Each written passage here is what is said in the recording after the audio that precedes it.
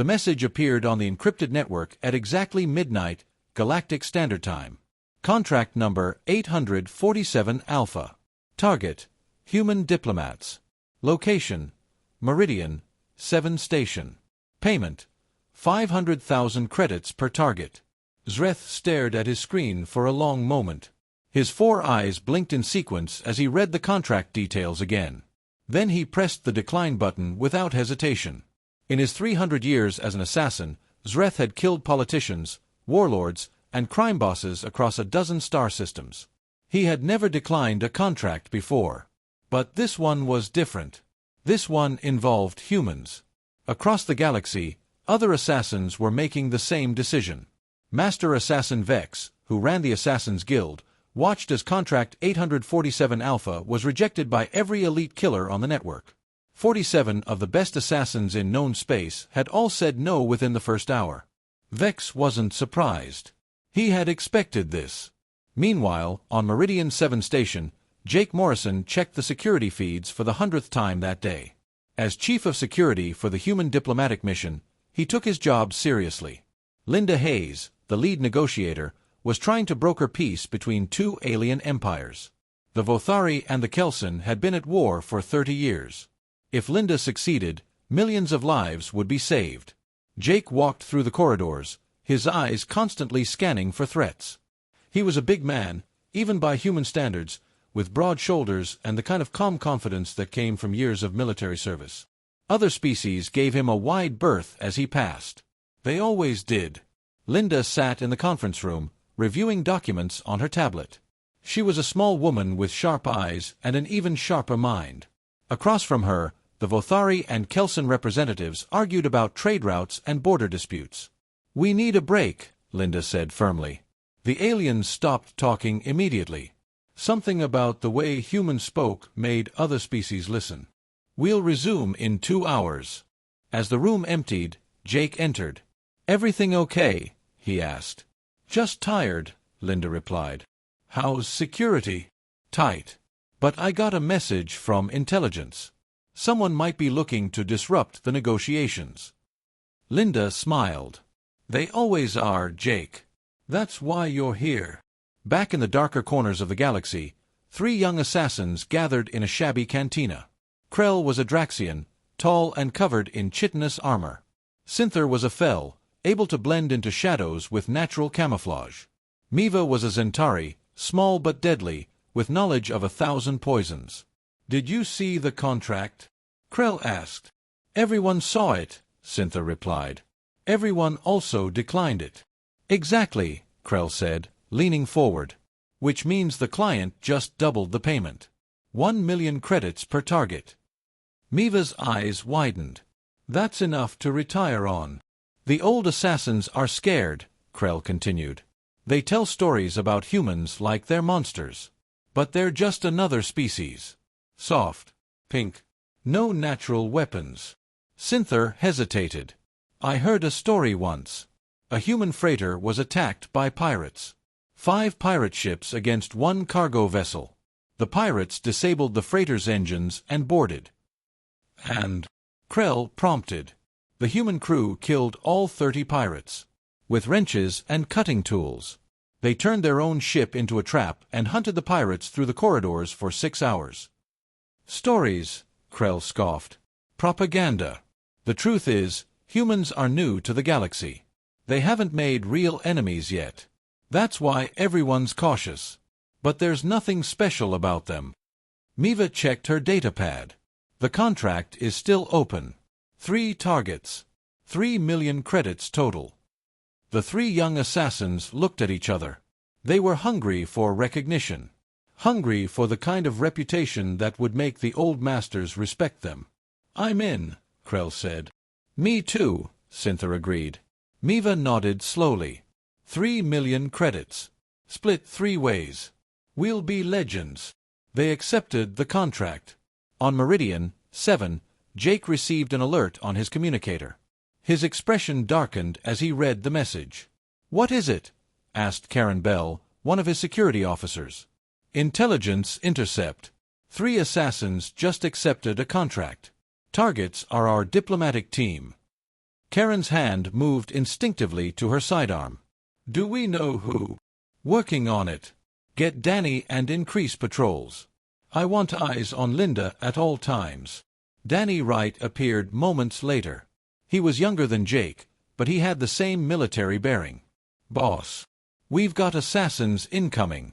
Tighten security on all the diplomats. No one gets close without full clearance. Danny nodded and jogged off to organize the team. In his office across the station, Zreth received a message from Master Vex. 3 young fools accepted the human contract. Zreth felt something unfamiliar. Was it pity? He had seen humans fight. 5 years ago, during a border dispute, he had watched from a distance as human soldiers defended a colony. The attackers had outnumbered them 10 to 1. The humans won anyway. They just kept fighting, even when wounded, even when it seemed impossible. The thing that haunted Zreth wasn't their strength or their weapons. It was their eyes. Even when injured, even when surrounded, there was no fear in those eyes. Only determination. He typed a response to Vex. Should we warn them? Would they listen? Vex replied. Zreth knew the answer. Young assassins never listened. They had to learn the hard way. On Meridian 7, the 3 assassins arrived separately, using fake identities. They carried no weapons yet. Everything they needed could be acquired on the station. Krell watched Linda Hayes from across a crowded plaza. She was laughing at something her aide said. She looked so ordinary, so vulnerable. This will be easy, he whispered to himself. Across the station, Jake Morrison stood at his security console, watching the same plaza on multiple camera feeds. His instincts were screaming at him. Something was wrong. He could feel it. Stay sharp, people, he said into his comm, they're coming. The diplomatic reception was in full swing. Delegates from a dozen different species mingled in the Grand Hall of Meridian 7. Crystal chandeliers hung from the ceiling, and servers moved through the crowd with trays of drinks. Linda Hayes stood near the center, discussing agricultural trade agreements with a Kelson ambassador. She held a glass of blue liquid, some kind of Vothari wine that was supposed to be excellent. Across the room, Krell watched carefully. He had spent the last 2 hours preparing. The poison in Linda's drink was his finest work. Undetectable, tasteless, and lethal to all mammalian species within minutes. He had slipped it into her glass when she set it down to shake hands with another diplomat. Simple. Professional. In 10 minutes, she would collapse. Everyone would think it was a heart attack or some natural cause. Linda picked up her glass and took a sip. Then another. She continued talking, gesturing with her free hand. Krell waited. Any moment now. Linda finished her drink. She touched her forehead briefly and blinked. Then she asked a server for water. She drank the water, thanked the Kelson ambassador, and walked toward the refreshment table. Krell stared in disbelief. She should be dead. The poison was military grade. It had killed a Draxian general last year with a single drop. Linda poured herself another drink and returned to the conversation. She looked slightly flushed, but otherwise completely fine. From his position near the door, Jake Morrison noticed the flush on Linda's face. He moved closer. You okay? He asked quietly. Fine, Linda said. That Vothari wine is stronger than I thought. Felt like doing shots back in college. Jake frowned. Maybe stick to water for the rest of the night. Good idea. Across the room, Krell was already planning his next move. The poison had failed. He didn't understand how, but it didn't matter. He had other options. Later that night, Krell waited in the corridor outside Linda's quarters. He had a neural disruptor, a weapon that could shut down a brain from 20 feet away. No poison. No mistakes. The door opened. But it wasn't Linda who stepped out. It was Jake Morrison. Jake's eyes locked onto Krell immediately. Years of combat training kicked in. He recognized the stance. The way Krell's hand hovered near his coat. The focused stare. Can I help you? Jake asked calmly. Krell's hand moved toward his weapon. Jake was faster. He closed the distance in 3 long steps and grabbed Krell's wrist. The neural disruptor fell to the floor. Krell was strong. His species had natural armor and enhanced muscles. He threw a punch that could dent steel. Jake blocked it with his forearm and drove his fist into Krell's midsection. The Draxian gasped. How could a soft-skinned human hit so hard? They fought in the corridor, exchanging blows. Krell landed several hits that should have broken bones. Jake grunted but kept fighting. His knuckles were bleeding from striking Krell's armor, but he didn't stop. Security alarms blared. Krell knew he had seconds before reinforcements arrived. He pulled a smoke grenade from his belt and threw it down. The corridor filled with thick, black smoke. When it cleared, Krell was gone. Jake leaned against the wall, breathing hard. His ribs ached where Krell had landed that last punch. Karen Bell ran up with 2 other security officers. "What happened?" she demanded. "Assassin. Draxian. Armed with a neural disruptor." Jake picked up the dropped weapon with a cloth. "Get this to the lab. I want to know where he got it." Danny Wright appeared, weapon drawn. "Boss, you're bleeding." Jake looked at his knuckles. "I'm fine. Find that Draxian. Search every level if you have to." In a maintenance tunnel 3 levels down, Krell collapsed against a wall. His armor was cracked in 2 places. 3 of his ribs were broken. His breathing came in painful gasps. He activated his communicator. "Synther. Miva. We have a problem." "What kind of problem?" Synther's voice crackled back. "The human. I poisoned her. She drank enough toxin to kill 5 Draxians. She got slightly drunk." Silence on the line. "Then I tried the neural disruptor. Her security chief attacked me. He's not even a soldier anymore, just a security officer. He broke my ribs through combat armor." "You're exaggerating," Miva said. "Humans are weak. Everyone knows this." "Come try it yourself," Krell snapped. "I'm leaving. The contract isn't worth my life." "You're just injured and scared," Synther said. "Miva and I will handle this. You rest and heal." The communication ended.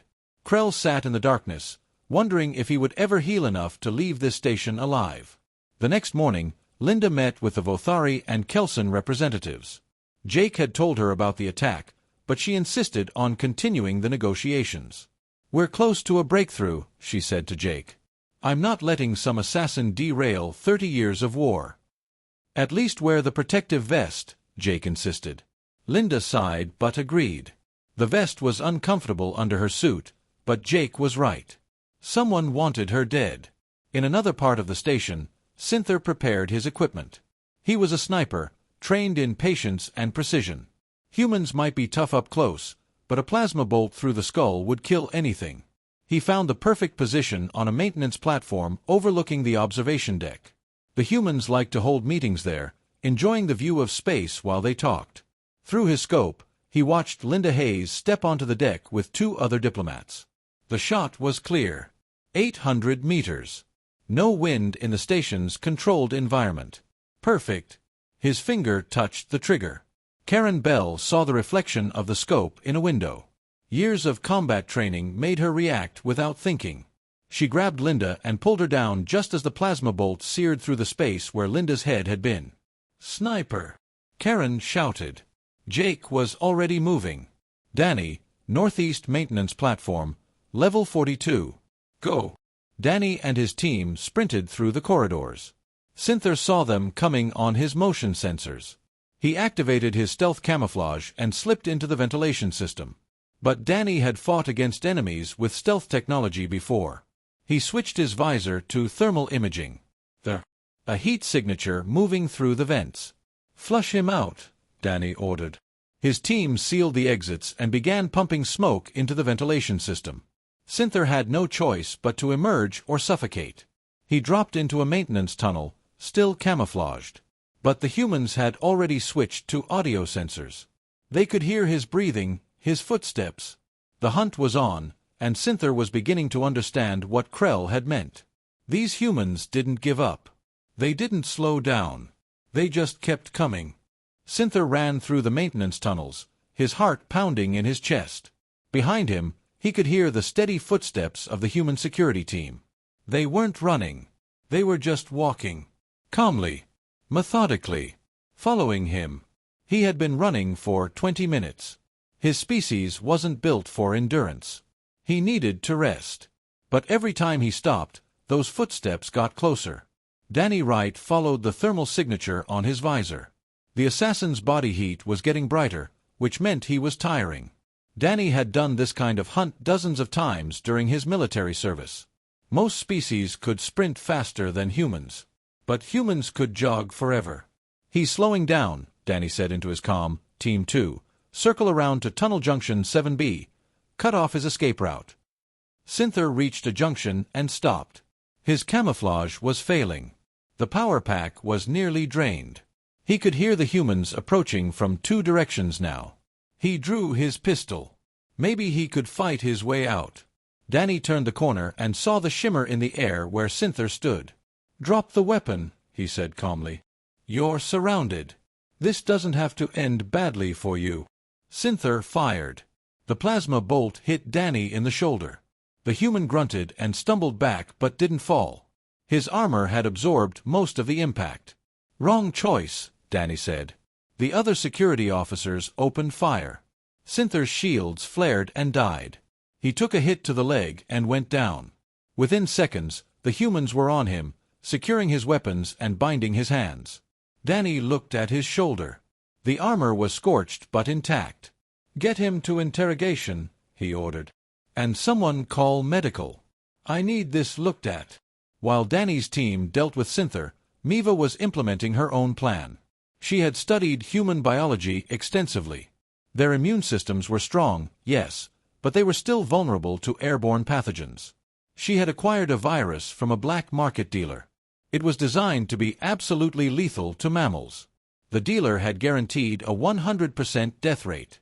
Late at night, Miva released the virus into the air circulation system for the human quarters. She used enough to infect an entire city. By morning, every human on this station would be dead. She returned to her hiding spot and waited. Morning came. Miva monitored the station's emergency channels. She expected to hear reports of humans collapsing, medical emergencies, panic. Instead, she heard Linda Hayes discussing breakfast options with her staff. Miva checked her equipment. Had the virus been released? Yes. Had it reached the human quarters? Yes. The sensors confirmed the pathogen was present in their air supply. So why weren't they dead? In the human medical bay, Dr. Helen Park examined the daily health reports. She noticed something odd. Several team members showed elevated white blood cell counts. Nothing serious, just slightly higher than normal. "Anyone feeling sick?" she asked the room. "I had a headache last night," one technician said. "But it's gone now." "Same," another added. "Felt like I might be coming down with something, but I'm fine today." Helen ran a few more tests. She found traces of an unknown pathogen in the air filters. Her eyes widened when she identified it. This was a military-grade bioweapon. She immediately contacted Jake. "We've been attacked. Someone released a virus into our air supply. Is everyone okay?" Jake asked urgently. "That's the strange part. Everyone's fine. Our immune systems fought it off before it could take hold. Most people didn't even notice they were infected." Jake felt a cold anger settle in his chest. Poison. Snipers. Now bioweapons. Someone really wanted his people dead. "Find the source," he ordered. "I want to know who did this." Miva couldn't believe it. The virus should have been unstoppable. She had used enough to kill thousands. How were the humans still alive? She decided to cut her losses. Krell was injured. Sinther was captured. The contract was cursed. She needed to leave this station immediately. She packed her equipment and headed for the docking bay. She had a small ship waiting, registered under a false name. But when she arrived, station security had locked down all departures. Jake's orders. No ships in or out until the bio-attack was investigated. Miva tried to blend into the crowd, but Karen Bell spotted her. The human security officer had reviewed footage from all the maintenance areas. She had seen Miva near the air circulation controls. "Excuse me," Karen said, approaching calmly. Can I see your identification? Miva ran. She was small and fast, darting through the crowd. Karen pursued, speaking into her comm, suspect fleeing, docking bay level 3. Female Zentari, approximately 4 feet tall. Security teams converged from 3 directions. Miva found herself trapped in a dead-end corridor. She pulled a knife, her hands shaking. Jake Morrison walked up slowly. "Put it down," he said. "You've already lost. Stay back." Miva shouted. "I'll kill you." Jake didn't even draw his weapon. "You tried poison. Didn't work. You tried a sniper. Didn't work. You tried a bioweapon. Didn't work. What makes you think a knife will be any different?" Miva's hand wavered. She looked at Jake's eyes. There was no fear there. No anger. Just a calm certainty that made her blood run cold. She dropped the knife. "Smart choice," Jake said. He gestured to the security team. "Take her to holding. I want to have a conversation with her." In the interrogation room, Miva sat across from Jake. She had heard stories about human interrogation methods. Torture.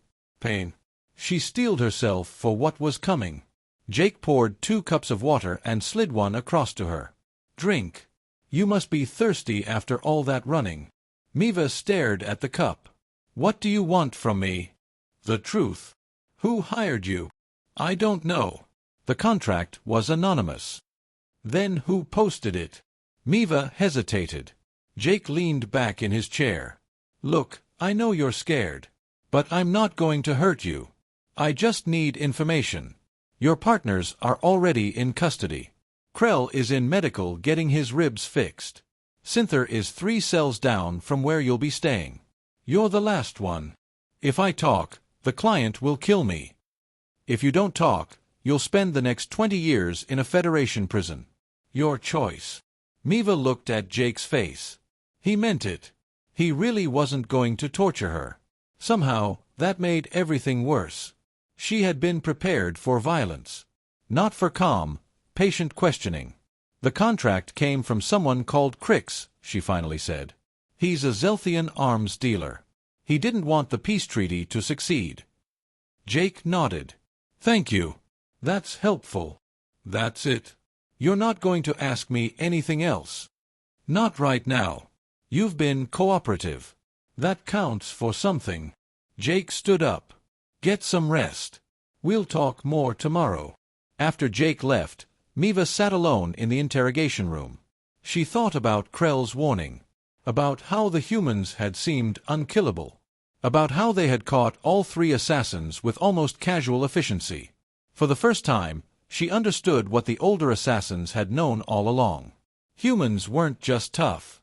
They were relentless. They didn't panic. They didn't give up. They just solved problems, one after another, until the threat was eliminated. In his office, Jake reviewed the information Miva had provided. Crix. The name was familiar.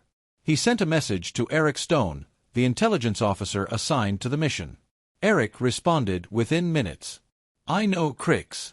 I've been tracking him for 3 years. He's slippery. If he's involved, this isn't over." "What do you mean?" Jake asked. "Crix doesn't give up. If the first team failed, he'll send another. Probably someone better." Jake felt the weight of those words. How much better? The best. Someone who won't make the same mistakes. Across the station, in a private docking bay, a ship arrived silently. No registration. No transponder signal. The airlock opened, and a figure stepped out. The figure moved through shadows like smoke. This was an assassin who had killed kings and generals. Someone who had never failed a contract. Someone known only as the Shade. The Shade spent 3 days studying the humans before making any move. Unlike the previous assassins, the Shade understood that humans were different. Special. Dangerous. The Shade watched footage of the previous assassination attempts. Analyzed every failure. Drew conclusions. Humans had redundant biological systems. Poison wouldn't work. They had remarkable resistance to toxins and disease. Bioweapons were useless. They were physically stronger than they looked and incredibly durable. Direct combat was risky. They had excellent senses and didn't need sleep like other species. Stealth was difficult. But they did have one weakness. The Shade had seen it in the security footage. Humans protected each other. They would risk their own lives to save their teammates. That loyalty could be exploited. Meanwhile, Linda Hayes was making real progress with the peace negotiations. The Vothari and Kelson representatives had agreed to a preliminary treaty. Just a few more sessions and the war would be over. "You did it," Jake said, allowing himself a rare smile. "They're actually going to sign." Linda looked exhausted but happy. "We're close. The signing ceremony is scheduled for 3 days from now. And you'll be on a shuttle to the ceremony location in 2 days," Jake added. "We're taking every precaution." That evening, Jake received a visitor. Zreth, the Vothari assassin, requested a meeting. Jake was suspicious, but Zreth came unarmed and submitted to a full security scan. They met in a private conference room. Zreth's 4 eyes studied Jake carefully. "Why are you here?" Jake asked. "To give you a warning. There's another assassin on this station. One of the best in the galaxy. We've handled assassins before. Not like this one. The Shade doesn't make mistakes. Doesn't fail contracts." Zreth leaned forward. "You need to understand something about assassins in this galaxy. We have rules. Codes. One of those rules is that we don't take contracts on humans." "Why?" Zreth was quiet for a moment. 20 years ago, pirates attacked a human merchant ship. They killed the crew, including children. Do you know what happened next? Jake's expression darkened. "Tell me." Humanity didn't just hunt down that pirate crew. They hunted down every member of that pirate organization. Across 12 star systems. It took 2 years, but they found every single one. Hundreds of pirates. Gone. "They killed our children," Jake said quietly. "What did they expect?" "That's exactly the point. Humans don't do proportional responses. Someone kills one of yours, you eliminate the entire threat. Forever." After that incident, the Assassin's Guild made a new rule. No human contracts. It's not worth it. But someone hired the Shade anyway. Crix is desperate. And stupid. He's offering enough money that even the Shade was willing to take the risk. Jake absorbed this information. "Do you know the Shade's real identity?" "No one does. But I know how the Shade operates. Always exploits the target's weakness. For humans, that's your loyalty to each other." After Zreth left, Jake gathered his team. Karen, Danny, and Eric all listened as he explained the new threat. "So we're dealing with someone who's going to use us against each other," Danny said. "How do we counter that?" "We stay alert," Jake replied. "No one goes anywhere alone. We trust each other, but we verify everything." Eric pulled up a holographic display. "I've been digging into Crix's operations. He's been moving a lot of money recently. Hiring people. Buying equipment. This is bigger than just 3 assassins." "What are you thinking?" Jake asked. "I think the assassination attempts were just part of the plan. Crix wants to disrupt the peace treaty entirely. Kill the negotiators, sure. But also maybe sabotage the ceremony. Create an incident that reignites the war." Linda, who had been listening quietly, spoke up. "We can't let that happen. Too many people have died already." "We won't," Jake promised. "But we need to be smart. Eric, keep digging into Crix's network. Find out what else he's planning. Danny, increase security on the shuttle. Karen, I want counter-surveillance on all our people. If the Shade is watching us, let's watch back." The next day, Danny was conducting a routine patrol with his team when they received a distress call. A civilian section of the station was reporting a fire. "All units, we have a situation on level 18, the station security announced. "Requesting assistance." Danny looked at his team. Protocol said they should respond. But something felt wrong. "This could be a diversion," he said into his comm. Jake's voice came back. "Agreed. But we can't ignore civilians in danger. Take 2 people and check it out. Everyone else stays on high alert. Danny selected 2 officers and headed to level 18. When they arrived, there was indeed a fire. Small, contained, but real. Station crews were already handling it. False alarm? One of his officers asked. Maybe, Danny said. But his instincts were screaming. Back at the main security hub, Jake watched multiple screens. Everything seemed normal. Linda was in her quarters, preparing for tomorrow's shuttle departure. Karen was running security checks. Eric was in the intelligence office. Then Jake noticed something. A maintenance request had been filed for Linda's shuttle. Routine check, according to the logs. But Jake hadn't authorized it. He grabbed his communicator. Karen, get to the shuttle bay now. Someone's tampering with Linda's transport. Karen was already running. She reached the bay in 90 seconds and found a maintenance worker inside the shuttle. He looked up when she entered. Station security, Karen said, her hand on her weapon. Step away from the shuttle. The worker smiled. It was a cold smile that didn't reach his eyes. Then he pressed a button on his wrist. An explosion rocked the bay. Not from the shuttle, but from charges placed around the hangar. The worker had rigged the entire area. Karen dove for cover as debris rained down. The worker, who was actually one of Crix's agents, tried to escape through a service exit. But he hadn't counted on human reflexes. Karen rolled to her feet and tackled him before he reached the door. They fought hard, but Karen had trained in combat since she was 18. She subdued him and called for backup. Jake arrived minutes later. Status: Shuttle's been sabotaged, Karen reported. This guy planted explosives and did something to the navigation system. If Linda had launched tomorrow, the shuttle would have failed mid-flight. The captured agent refused to talk. But Eric ran his biometrics and found a match. Another one of Crix's operatives. This was the Shade's plan, Eric said. Make it look like an accident. We were supposed to think the shuttle just malfunctioned. But the Shade didn't count on us checking everything twice, Jake added. He looked at the sabotaged shuttle. We need a new transport. And we need to find the Shade before another attempt is made. Eric's equipment beeped. I've got something.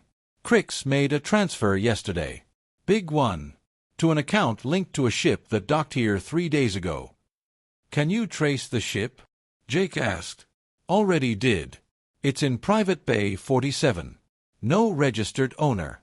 No cargo manifest. Danny rejoined them, having secured the fire scene. Let me guess. The fire was a diversion. Looks that way, Jake confirmed. Danny, take a team to Bay 47. Be careful. If the Shade is there, don't engage alone. Danny assembled 6 security officers and headed to the private bays. They moved quietly, weapons ready. Bay 47 was dark. The ship was there, but it appeared empty. Danny signaled his team to spread out and search. The Shade watched from the shadows. The trap was set. An electromagnetic pulse device was hidden in the bay, ready to disable the humans' equipment. Automated turrets were concealed in the ceiling. This entire bay had been turned into a kill box. But the Shade had made one miscalculation. Humans trained for situations where their technology failed. Danny and his team had practiced fighting in the dark with no equipment dozens of times. When the Shade triggered the pulse, the lights went out and the humans' visors went dark. But they didn't panic. They immediately switched to hand signals and natural senses. The turrets activated, firing into the darkness. But the humans had already scattered to cover positions they had identified when they entered. Return fire destroyed the turrets within seconds. The Shade realized the mistake too late. These humans weren't relying on technology. They were using tactics, teamwork, experience. The Shade tried to escape through a hidden exit, but Danny was already there, blocking the path. It's over, Danny said. Surrender now and you might live through this. The Shade had one last weapon. A personal shield and a plasma blade. The fight was brutal and fast. The Shade was skilled, probably the best fighter Danny had ever faced. But Danny had fought alongside humans who never quit. He had learned from them. When the Shade's shield finally failed and the blade was knocked away, Danny had his weapon pointed at the Shade's head. "I said surrender." The Shade, realizing there was no escape, slowly raised their hands. The Shade sat in the interrogation room, hands bound. Jake Morrison studied the legendary assassin carefully. Without the mask and dark clothing, the Shade looked almost ordinary. A Kelson, with pale blue skin and large dark eyes. "What's your real name?" Jake asked. "Names don't matter in my profession." "They do now. You're going to face trial. Real courts use real names." The Shade was silent for a moment. "Velcara." "All right, Velcara. Let's talk about Crix." Over the next hour, Velcara provided detailed information about Crix's operation. The arms dealer had planned multiple layers of attack. The assassinations were just the beginning. He had also arranged for weapons to be smuggled to extremist groups who opposed the peace treaty. If the assassinations failed, the backup plan was to stage an attack during the signing ceremony, Velcara explained. Make it look like one side attacked the other. Reignite the war. Eric Stone, who was listening in, immediately began coordinating with station security. They raided 3 locations and found the smuggled weapons. Dozens of Crix's operatives were arrested. But Crix himself had fled. Eric tracked him to a ship leaving the system. "He's running," Eric reported to Jake. "Should we let the authorities handle it from here?" Jake thought about what Zreth had said. About how humans respond when someone threatens their people. "No. We finish this. Get me a fast ship and a small team. Crix needs to understand that you don't attack humans and just walk away." Linda overheard this conversation. "Jake, the ceremony is tomorrow. I need you here. You have Karen and Danny. They're the best. I need to make sure Crix doesn't try this again with someone else." Linda understood. She nodded. Jake took Eric and 3 security officers. Their ship was fast, built for pursuit. They caught up to Crix's vessel at the edge of the system. "This is Human Security Chief Morrison to the vessel carrying Crix. Power down your engines and prepare to be boarded." Crix's reply was defiant. "You have no authority here. This is independent space. You attacked diplomats under my protection. You tried to sabotage a peace treaty. You hired assassins to kill my people. I'm making this my authority." Crix tried to run, but the human ship was faster. Jake's pilot, a woman named Rachel, matched every maneuver. When Crix tried to jump to hyperspace, Rachel disabled his engines with a precise weapon shot. "Boarding now," Jake announced. They docked and cut through Crix's airlock. The Zelthian had hired guards, but they surrendered quickly when they saw humans in combat gear. Everyone had heard what happened to the assassins. Jake found Crix in the ship's safe room. The arms dealer was a large Zelthian with expensive clothes and a face that showed too much confidence. "You can't do this," Crix said. "I have connections. Lawyers. You'll start an incident." "You already started the incident," Jake replied calmly. "When you put a price on human lives." He gestured to Eric. "Take him into custody. Make sure the Federation prosecutors get everything they need." As they transported Crix back to Meridian 7, Eric asked Jake a question. "Do you think this will stop others from trying?" "Maybe. Maybe not. But they'll know there are consequences." Back on Meridian 7, the peace treaty signing ceremony went forward as planned. Linda Hayes stood between the Vothari and Kelson leaders as they signed the historic document. 30 years of war officially ended. Karen and Danny watched from security positions, alert but relaxed. The threat was over. After the ceremony, Linda found Jake in the security office. "You missed it. I saw the broadcast. You did good work." "We all did." She handed him a glass. "The Vothari ambassador sent this. Their best wine. Apparently, it's very expensive." Jake smiled. "Let's hope it doesn't try to kill you this time." They shared a quiet drink while the station celebrated outside. Across the galaxy, in the Assassin's Guild headquarters, Master Vex called an emergency meeting. Every major assassin in the network attended virtually. "The incident on Meridian 7 has concluded," Vex announced. "As you all know, 3 young assassins accepted a contract on humans. All 3 were captured. The legendary Shade also accepted the contract. Also captured. Crix, who posted the contract, is now in Federation custody facing multiple charges. Vex pulled up images of Jake, Danny, Karen, and Linda. These 4 humans, along with their support team, defeated multiple assassination attempts using poison, snipers, bioweapons, and sabotage. They then hunted down everyone involved. An assassin in the virtual meeting spoke up. "What's our official response?" Vex typed something into the system. The guild database updated in real time. Every assassin watching saw the new entry. Species: Homo sapiens. Status: Contract forbidden. Threat level: Extreme. The explanation section was longer than usual. It read, "Humans are persistence predators who evolved by running prey to exhaustion. This trait extends to all aspects of their behavior. They do not accept defeat. They do not forgive threats to their group. If you kill a human, you must deal with the other 8 billion. They have redundant biological systems that make poison and disease ineffective. They are stronger and more durable than they appear. They do not rely solely on technology. They work as teams with perfect coordination.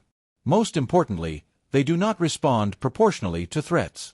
They respond with total elimination of the threat source. The risk of accepting a human contract is not failure. It is death or permanent imprisonment. There is no amount of money worth this risk." Vex closed the meeting. "Spread this information. Make sure every assassin, young or old, understands. Humans are not targets. They are nightmares." On Meridian 7, Zreth visited the human quarters one last time before leaving the station.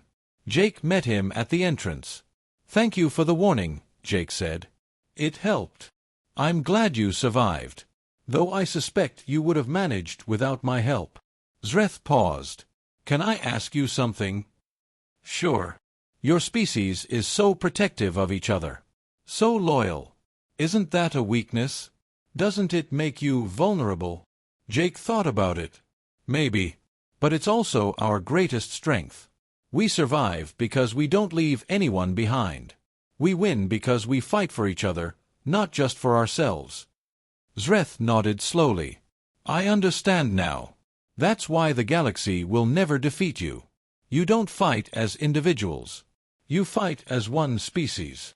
"Exactly." After Zreth left, Danny found Jake on the observation deck. They stood together, watching the stars. "Weird week," Danny said. "Yeah." 3 assassination attempts, a sabotage plot, and an arms dealer conspiracy. Just another Tuesday in diplomatic security. Danny laughed. "Think they'll leave us alone now?" "For a while. Word's getting out. We're officially too dangerous to kill." "Is that a good thing?" Jake considered it. "Means we can focus on peace instead of war. Means our diplomats can do their jobs without constantly watching their backs." "Yeah, I think it's good."